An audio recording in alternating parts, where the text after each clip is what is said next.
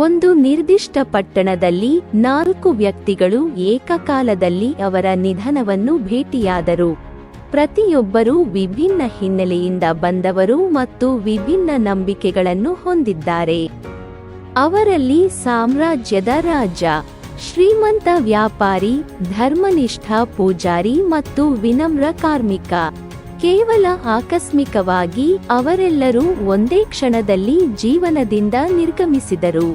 ಅವರ ಮರಣದ ನಂತರ ಅವರು ಮರಣಾನಂತರದ ಜೀವನದಲ್ಲಿ ಸಾವಿನ ದೇವರ ನ್ಯಾಯಾಲಯದಲ್ಲಿ ತಮ್ಮನ್ನು ಕಂಡುಕೊಂಡರು. ಮರಣದ ದೇವರು ನ್ಯಾಯಾಲಯದ ಮುಂಭಾಗದಲ್ಲಿ ಭವ್ಯವಾದ ಸಿಂಹಾಸನದಿಂದ ವಿಚಾರಣೆಯನ್ನು ನಡೆಸುತ್ತಿದ್ದನು. ಒಂದು ಕಡೆ ನರಕದ ಹೆಬ್ಬಾಗಿಲು ಕಾಣಿಸಿಕೊಂಡಿತು. ಅದರಿಂದ ಜ್ವಾಲೆಗಳು ಮತ್ತು ಸುಡುವ ಗಾಳಿಗಳು ಹೊರಹೊಮ್ಮಿದವು. ಆದರೆ ಎದುರು ಭಾಗದಲ್ಲಿ ಸ್ವರ್ಗದ ದ್ವಾರವು ದೈವಿಕತೆಯಿಂದ ಹೊಳೆಯಿತು. ಬೆಳಕು ಮತ್ತು ಸೌಮ್ಯವಾದ ಗಾಳಿ. ಸಾವಿನ ದೇವರ ಪಕ್ಕದಲ್ಲಿ ಅವರ ಸಹಾಯಕರು ಇದ್ದರು. ಅವರು 4 ಆತ್ಮಗಳ ಜೀವನ ದಾಖಲೆಗಳನ್ನು ಶ್ರದ್ಧೆಯಿಂದ ಪರಿಶೀಲಿಸುತ್ತಿದ್ದರು. ಅವರು ತಮ್ಮ ತೀರ್ಪಿಗಾಗಿ ಕಾಯುತ್ತಿರುವಾಗ 4 ತಮ್ಮ ಕಾರ್ಯಗಳು ಮತ್ತು ಉಲ್ಲಂಘನೆಗಳ ಬಗ್ಗೆ ಚರ್ಚಿಸಲು ಪ್ರಾರಂಭಿಸಿದರು. ಯಾರು ಸ್ವರ್ಗಕ್ಕೆ ಏರುತ್ತಾರೆ ಮತ್ತು ಯಾರು ನರಕಕ್ಕೆ ಇಳಿಯುತ್ತಾರೆ ಎಂದು ಊಹಿಸಿದರು. ವಿಶ್ವಾಸದಿಂದ ತುಂಬಿದ ರಾಜನು ತನ್ನ ಔದಾರ್ಯ ಮತ್ತು ನ್ಯಾಯಯುತವಾದ ಆಡಳಿತವನ್ನು ಘೋಷಿಸಿದನು. ನಾನು ನಿಸ್ಸಂದೇಹವಾಗಿ ಸ್ವರ್ಗವನ್ನು ಪ್ರವೇಶಿಸುತ್ತೇನೆ. ನಾನು ಹಲವಾರು ದಾನ ಕಾರ್ಯಗಳಲ್ಲಿ ತೊಡಗಿದ್ದೇನೆ, ಉದಾರ ದಾನಗಳನ್ನು ಮಾಡಿದ್ದೇನೆ ಮತ್ತು ನ್ಯಾಯಯುತವಾಗಿ ಆಡಳಿತ ನಡೆಸಿದ್ದೇನೆ. ನನ್ನ ಪ್ರಜೆಗಳು ಯಾವಾಗಲೂ ನನ್ನನ್ನು ಗೌರವದಿಂದ ಕಾಣುತ್ತಾರೆ. ಶ್ರೀಮಂತ ವ್ಯಾಪಾರಿಯು ಈ ಭಾವನೆಯನ್ನು ಪ್ರತಿಧ್ವನಿಸುತ್ತಾ, ನಾನು ಅನೇಕ ಪುಣ್ಯ ಕಾರ್ಯಗಳನ್ನು ಮಾಡಿದ್ದೇನೆ, ಅಗತ್ಯವಿರುವವರಿಗೆ ಅನ್ನ ಮತ್ತು ಆರ್ಥಿಕ ಸಹಾಯವನ್ನು ನೀಡಿದ್ದೇನೆ, ನಾನು ಸ್ವರ್ಗಕ್ಕೂ ಭಾಗ್ಯಶಾಲಿಯಾಗಿದ್ದೇನೆ. ಪುರೋಹಿತರು, ನಾನು ನಿಮ್ಮ ಪರವಾಗಿ ಮಾತನಾಡಲು ಸಾಧ್ಯವಾಗದಿದ್ದರೂ ನಾನು ಲೆಕ್ಕವಿಲ್ಲದಷ್ಟು ಆಚರಣೆಗಳನ್ನು ನಡೆಸಿದ್ದೇನೆ ಮತ್ತು ದೇವರನ್ನು ಆರಾಧಿಸಿದ್ದೇನೆ. ನಾನು ಇತರರನ್ನು ಸದಾಚಾರದ ಕಡೆಗೆ ಮಾರ್ಗದರ್ಶಿಸಿದ್ದೇನೆ ಮತ್ತು ಹೀಗಾಗಿ ಸ್ವರ್ಗದಲ್ಲಿ ನನ್ನ ಸ್ಥಾನಕ್ಕೆ ಅರ್ಹನಾಗಿದ್ದೇನೆ ಎಂದು ಹೇಳಿದರು. ನಂತರ ಅವರು ತಮ್ಮ ಗಮನವನ್ನು ಕಾರ್ಮಿಕನ ಕಡೆಗೆ ತಿರುಗಿಸಿದರು. ಅವರು ಸೂಕ್ಷ್ಮವಾದ ನಗುವಿನೊಂದಿಗೆ ಶಾಂತವಾಗಿ ಕುಳಿತಿದ್ದರು. ಅವರ ಒಳ್ಳೆಯ ಕಾರ್ಯಗಳ ಬಗ್ಗೆ ವಿಚಾರಿಸಿದಾಗ ಅವರ ವಿನಮ್ರ ಪ್ರವೇಶವನ್ನು ಅವರು ಎದುರಿಸಿದರು.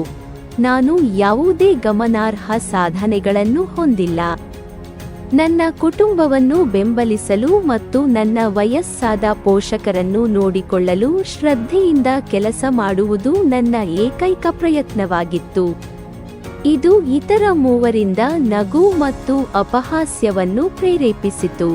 ಅಂತಿಮವಾಗಿ ಅವರ ತೀರ್ಪಿನ ಸಮಯ ಬಂದಿತು ಮತ್ತು ಸಾವಿನ ದೇವರ ಸಹಾಯಕನು ಮೊದಲು ರಾಜನನ್ನು ಅವನ ಕಾರ್ಯಗಳಿಗೆ ಲೆಕ್ಕ ಹಾಕಲು ಕರೆದನು. ರಾಜನು ಪ್ರತಿಕ್ರಿಯಿಸಿದನು. ರಾಜನು ಹೆಮ್ಮೆಯಿಂದ ಘೋಷಿಸಿದನು, ನಾನು ಸಾವಿರಾರು ಜನರಿಗೆ ಜೀವನೋಪಾಯವನ್ನು ನೀಡಿದ್ದೇನೆ, ಬಡವರಿಗೆ ಚಿನ್ನದ ನಾಣ್ಯಗಳನ್ನು ನೀಡಿದ್ದೇನೆ ಮತ್ತು ನ್ಯಾಯಯುತವಾಗಿ ಆಡಳಿತ ಮಾಡಿದ್ದೇನೆ. ನನ್ನ ಕ್ಷೇತ್ರದಲ್ಲಿ ಯಾವುದೇ ಅಸಮಾಧಾನವಿಲ್ಲ. ಸಹಾಯಕ ರಾಜನ ಜೀವನ ದಾಖಲೆಯನ್ನು ಪರಿಶೀಲಿಸುತ್ತಾ ಪ್ರತಿಕ್ರಿಯಿಸಿದನು, ಮಹಾರಾಜನೇ, ನೀವು ಹಲವಾರು ಶ್ಲಾಘನೀಯ ಕಾರ್ಯಗಳನ್ನು ಮಾಡುತ್ತಿರುವಾಗ ನೀವು ಹಲವಾರು ಯುದ್ಧಗಳಲ್ಲಿ ತೊಡಗಿರುವಿರಿ.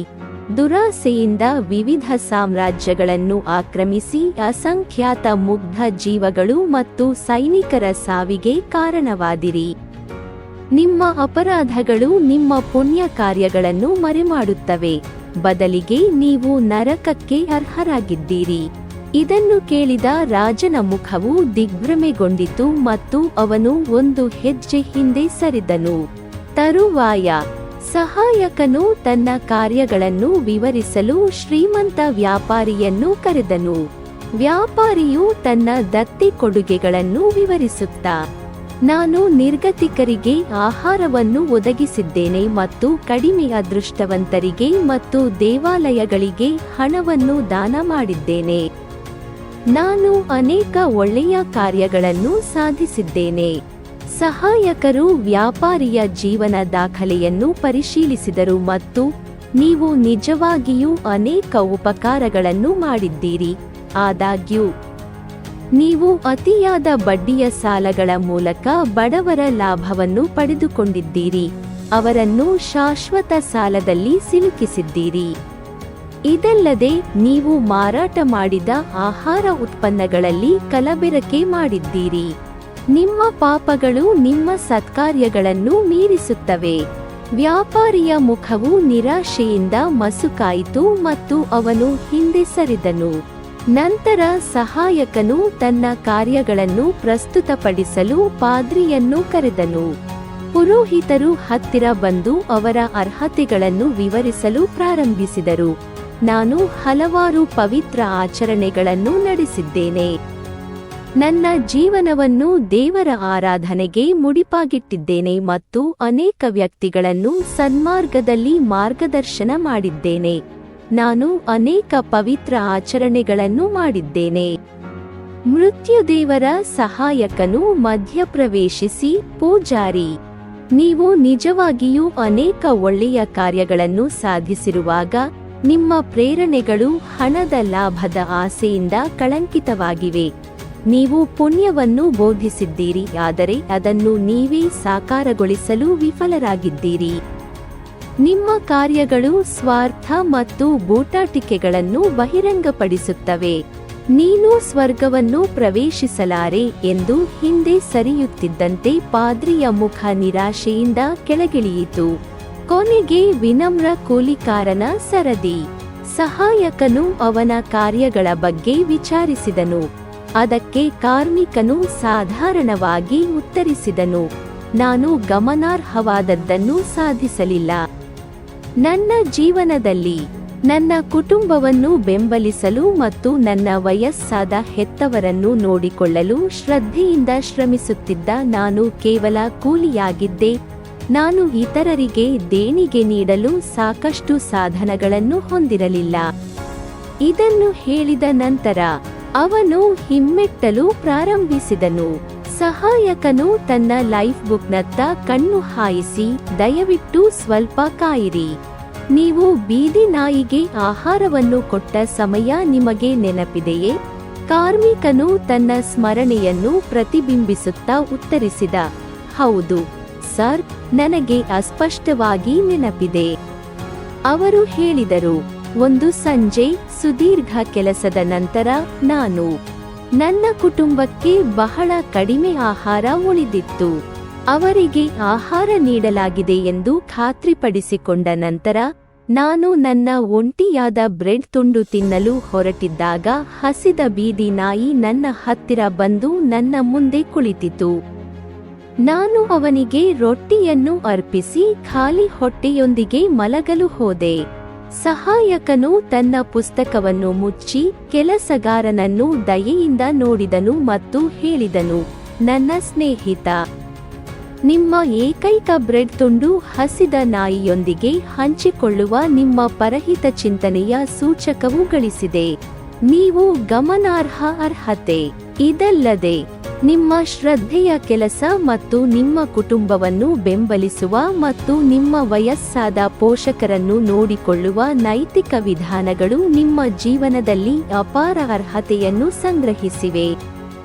ಈ ಕ್ರಿಯೆಗಳು ನಿಮಗೆ ಸ್ವರ್ಗಕ್ಕೆ ಪ್ರವೇಶವನ್ನು ನೀಡಲು ಸಾಕಷ್ಟು ಹೆಚ್ಚು.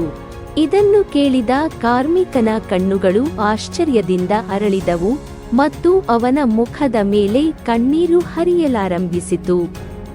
ಸ್ವಲ್ಪ ಸಮಯದ ನಂತರ ಸ್ವರ್ಗದ ಬಾಗಿಲು ತೆರೆಯಿತು. ಬಡ ಕಾರ್ಮಿಕನಿಗೆ ಪ್ರವೇಶಿಸಲು ಅವಕಾಶ ಮಾಡಿಕೊಟ್ಟಿತು. ಉಳಿದ ಮೂವರನ್ನು ಅಪನಂಬಿಕೆಯಿಂದ ನೋಡಿದಾಗ ಸಂಪತ್ತು ಮತ್ತು ಖ್ಯಾತಿಯು ಅಸಮಂಜಸವಾಗಿದೆ ಎಂದು ನಾವು ಅರ್ಥಮಾಡಿಕೊಳ್ಳುತ್ತೇವೆ. ಗೌರವಾನ್ವಿತ ವಿಧಾನಗಳ ಮೂಲಕ ಜೀವನವನ್ನು ಸಂಪಾದಿಸುವುದು, ಶ್ರದ್ಧೆಯಿಂದ ಕೆಲಸ ಮಾಡುವುದು, ಪೋಷಣೆ ಮತ್ತು ಕಾಳಜಿ ವಹಿಸುವುದು, ವಯಸ್ಸಾದ ಪೋಷಕರಿಗೆ ಸೇವೆ ಸಲ್ಲಿಸುವುದು. ಈ ಕಾರ್ಯಗಳು ಅಗತ್ಯವಿರುವವರಿಗೆ ಸಹಾಯ ಮಾಡುವ ಮೂಲಕ ಅವರು ಮಾನವರಾಗಿರಲಿ ಅಥವಾ ಪ್ರಾಣಿಗಳಾಗಲಿ ಈ ಮತ್ತು ಮುಂದಿನ ಜೀವನದಲ್ಲಿ ಸಂತೋಷ ಮತ್ತು ತೃಪ್ತಿಯನ್ನು ತರುವ ಅರ್ಹತೆಯನ್ನು ಬೆಳೆಸಿಕೊಳ್ಳುತ್ತೇವೆ.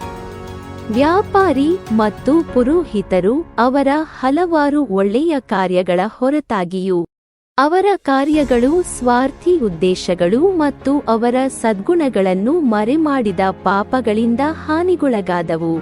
ಇದಕ್ಕೆ ವ್ಯತಿರಿಕ್ತವಾಗಿ ನಿಜವಾದ ಸಹಾನುಭೂತಿಯಿಂದ ನಿರ್ವಹಿಸಿದ ಹಸಿದ ನಾಯಿಗೆ ಆಹಾರ ನೀಡುವ ಕಾರ್ಮಿಕನ ವಿನಮ್ರ ಕಾರ್ಯವು ಅವನ ಜೀವನದ ಎಲ್ಲಾ ಕಷ್ಟಗಳನ್ನು ಮೀರಿಸುತ್ತದೆ. ದಯೆಯ ಸಣ್ಣ ನಿಸ್ವಾರ್ಥ ಕಾರ್ಯಗಳಲ್ಲಿ ನಿಜವಾದ ಸದಾಚಾರವನ್ನು ಕಂಡುಹಿಡಿಯಲಾಗುತ್ತದೆ. ಈ ಕ್ರಿಯೆಗಳು ನಮ್ಮ ಅಪರಾಧಗಳಿಂದ ನಮ್ಮನ್ನು ಶುದ್ಧೀಕರಿಸುವ ಸಾಮರ್ಥ್ಯವನ್ನು ಹೊಂದಿವೆ ಮತ್ತು ನಮ್ಮ ಐಹಿಕ ಅಸ್ತಿತ್ವದಲ್ಲಿ ಮತ್ತು ಪರಲೋಕದಲ್ಲಿ ನಿಜವಾದ ನೆರವೇರಿಕೆಯ ಕಡೆಗೆ ನಮ್ಮನ್ನು ಮಾರ್ಗದರ್ಶಿಸುತ್ತವೆ.